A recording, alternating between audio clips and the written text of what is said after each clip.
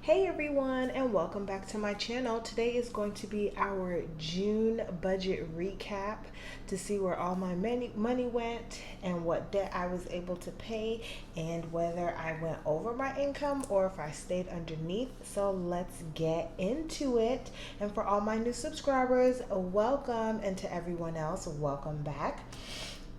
So the first thing that we're going to start off with was my income. So my first two incomes, I budgeted that I would make $11.48 for the first check, and then $10.54 plus $5.88 for my second check, which would equal out to $27.90. And I actually ended up making, or not necessarily making, but getting 1086 plus, I don't remember what the miscellaneous part was, so because I just added it all together, which is normally my commission, so 42, which totaled out to $3,980.28. So definitely got some money, way more money than I expected to get. And hopefully you guys can see that there. And then for the first half of the month, all of the money that I had to spend. So for my Entergy, which is my energy company, instead of paying $80, I ended up spending $59.11. My Great Lakes was on point with $44.36. So was my Wells Fargo at $39. Netflix was $14.06. And then down here is my car note, which was exactly $200. And then I ended up paying in total the entire $500 for my debt and the money that I used to pay back my card for the things that I had budgeted for. So I did good for my paycheck number one. Everything kind of came out the way that it was supposed to. And then for paycheck two, once again, my car note was the same, $498.89. My Suddenlink was $97.93. My Geico was $157.69. My AT&T bill was $232.76. And then this debt here wasn't $300 at all. I want to say it was actually $253.98.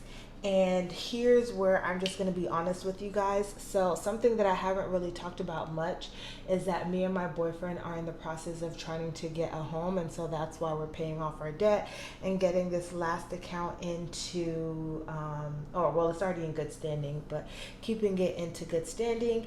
And our lender wanted us to not pay off the entire card, but to keep like a 10% balance on the cards. But I'm finding that it's not as easy as it sounds, especially when you're wanting to throw every single dollar that you have into debt.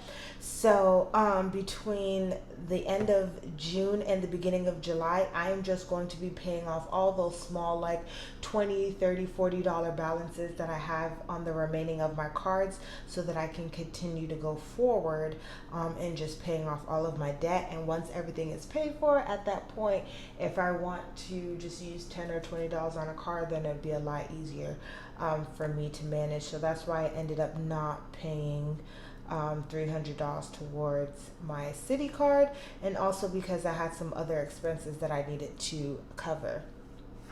With the groceries, I am just going to put a check next to it, but I did do $220 for groceries. And then I did $180 for gas for personal. Instead of doing $0, I actually ended up at the second half of the month putting in $25. Household was not $30, it was actually $45. And then miscellaneous was $20 instead of $10. And then I did put $140 towards my sinking funds for my car maintenance, which I am so proud of myself. because I am going to start saving starting in July for my sinking funds. And then just a breakdown of like all of my bills and everything like that. I do a transaction log once again if you guys are new, so you should definitely check out my transaction log. But I know I have it here. So my income was $39.80.28. All of my expenses, which include my bills, my miscellaneous, and my cash envelopes, they all came out to $3,272.76.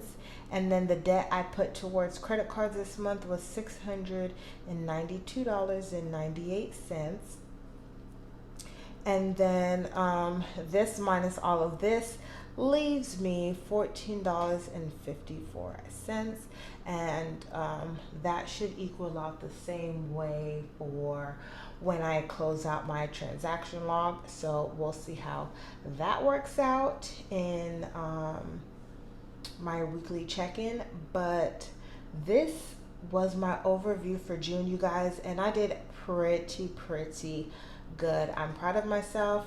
I am still in the green, so I did not overspend in June, but there's a lot more that I could be doing better on, especially when it comes down to debt. So we're going to be making some adjustments in July to do better with that. But other than that, I am proud of myself. If you like this video, go ahead and give it a thumbs up.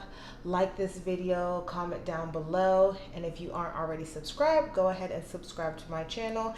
And I will see you guys next time.